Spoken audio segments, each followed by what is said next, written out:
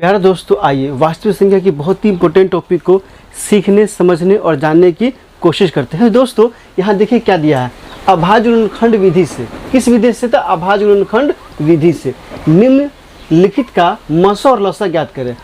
पहला में दिया है 6 और 20, दूसरे में दिया है 6, 72, 120। इस दोनों क्या करना है? अभाज्य गुणनखंड विधि से मसा और लसा ज्ञात करना है। तो दोस्तों आइए हम ज्ञात करते हैं मसा और लसा। किस विधि से? तो अभाज्य गुणनखंड विधि से ज्ञात करते हैं। दोस्तों यहाँ पहला में क्या दिया है?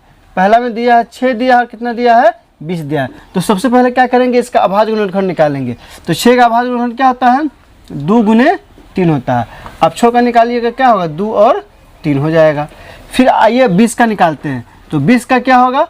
तो 20 का अभाज्य गुणनखंड निकालेंगे तो क्या होगा? 2 से लगेगा 10 बार में, फिर 2 से 5, फिर 5 से क्या हो जाएगा? 1। तो दोस्तों 2 गुने यहाँ क्या हो जाएगा? 5, और बराबर क्या होगा? 2 के पावर 2 और गुने 5। तो आइए पहले क्या कहता है?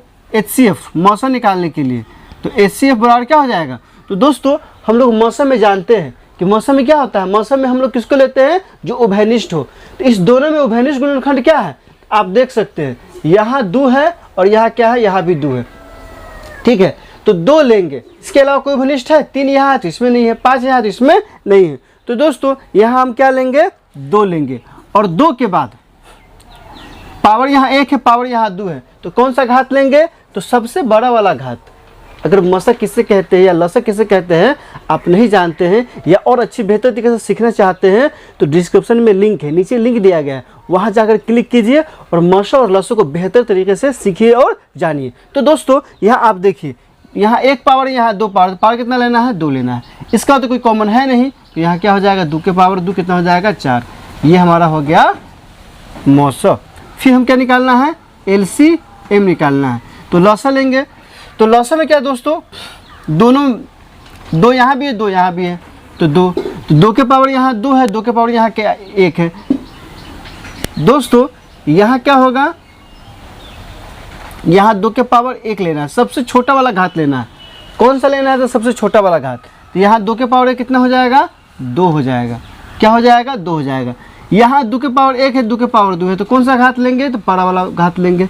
और यहाँ देखिए दोस्तों 3 है, तो यहाँ क्या करेंगे? 3 लेंगे। फिर यहाँ कितना है? 5 है, तो 5 लेंगे। अब दोस्तों इसको क्या करेंगे? गुना करेंगे, तो कितना हो जाएगा? 4 और 5 15, 15 कितना हो जाएगा? 60। तो लसा कितना आ गया? 60 आ गया। तो दोस्तों आप यहाँ ध्यान से देखिए, मौसम में क्या किए? मौसम में दोनों कॉमन था, 2 भी था और यहाँ भी 2 था। उस दोनों कॉमन में से घात कौन सा लिए है? तो सबसे छोटा वाला घात लिए है। कौन सा लिए? सबसे छोटा वाला घात। यहाँ पावर 2 था, यहाँ पावर नहीं, तो सबसे छोटा वाला घात लिए हैं, वही मसा हो गया। लेकिन लसा में क्या किए हैं कि जो कॉमन है उसको भी लिए हैं, जो नहीं है उसको भी लिए हैं, सबको लिए हैं, और सबको लेने के बाद जो बड़ा घात है हम उसे लिए हैं। अब दोस्तों आइए दूसरे का निकालते हैं, इससे और आपको क्लियर हो जाएगा, स्पष्ट हो जाएगा। दूसरा में कौन कौन संख्या दिया है? 6 दिया है, 72 दिया है, 120 दिया है। तो 6 का अभाज्य गुणनखंड क्या होगा? 2 गुने 3। फिर 72 का, अब 72 का फैक्टर कर लीजिए, यहाँ से 2 से लगेगा, 36 दूना 72, 2 से 18 दूना 36, फिर 2 से 9 दूना 18, फिर 3 से 3 3 9, फिर 3 से 1, अर्थात यहाँ क्या हो गया? यह हो जाएगा 2 गुने 2 गुने 2 गुने 3 गुने 3, अर्थात 2 के पावर 3 और गुने 3 के पावर 2। फिर कितना है? 120 है। आप 120 का फैक्टर कीजिए, 120 का कीजिएगा तो 60 बार में, फिर 2 से कितना होगा? 30, फिर कितना होगा? 2 से 15, फिर 3 से कितना होगा? 5, फिर क्या होगा? 5 से 1। तो यहाँ क्या हो जाएगा? यहाँ हो जाएगा 2 गुने 2 गुने 2 गुने 3 गुने कितना हो जाएगा? 5 हो जाएगा। तो दोस्तों यहाँ 2 कितना बार है? 2 है 3 बार, और फिर क्या है? 3 है, फिर कितना है? 5 है। अब आइए क्या निकालते हैं? पहले HCF निकालते हैं। HCF में क्या करते हैं हम लोग? तीनों में जो कॉमन, यहाँ देख रहे हैं कि यहाँ भी 2 है, यहाँ भी 2 है और यहाँ भी 2 है, तो 2 लेंगे। अब देखिए दोस्तों यहाँ 2 के पावर कुछ नहीं तो क्या है? 1 है, यहाँ 2 के पावर 3 है, यहाँ भी 2 के पावर 3 है। तो दोनों में सबसे छोटा घात किसका है? तो 2 के पावर 1 का है, इसलिए यहाँ पावर कितना लेंगे? 1 लेंगे, फिर गुने। अब दोस्तों देखिए 3 यहाँ भी है, 3 क्या है? यहाँ भी है, 3 यहाँ भी है और 3 यहाँ भी है। तो दोस्तों आप देख रहे हैं 3 भी क्या है? तीनों में है, 1 2 3, जो 3 संख्या दिया है तीनों संख्या के अभाज्य गुणनखंड में 3 है तो 3 लेंगे। अब आते हैं घात की बात, तो यहाँ 3 के पावर क्या है 1 है, यहाँ भी 3 के पावर 2 है, यहाँ 3 के पावर क्या है 1 है। तो 2 और 1 में सबसे छोटा घात क्या होता है, सबसे छोटा घात 1 होता है तो 1 लेंगे।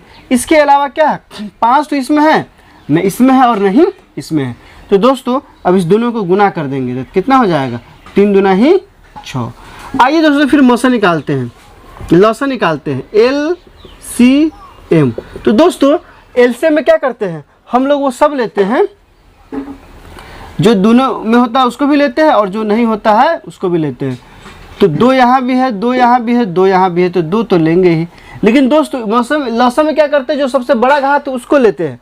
तो यहाँ 2 के पावर 3 है, यहाँ 3 है, यहाँ 1 है, तो 2 के पावर कितना लेंगे 3 लेंगे।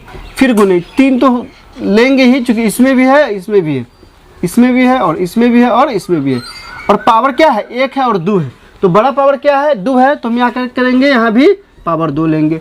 गुने 5 इसमें है, इसमें नहीं है, इसमें नहीं, तो भी क्या करेंगे 5 लेंगे। 5 के बाद यहाँ कितना है 1 है, तो यहाँ भी 1 लेंगे। अब यहाँ 2 के पावर का क्या हो जाएगा 8 हो जाएगा, ये कितना हो जाएगा 6 हो जाएगा, ये कितना हो जाएगा 5 होगा, 6 पंजे 30 और 3 के 24, 340। तो दोस्तों आपने देखा कि हम कैसे अभाज्य गुणनखंड विधि से मौसा और लौसा ज्ञात करते हैं।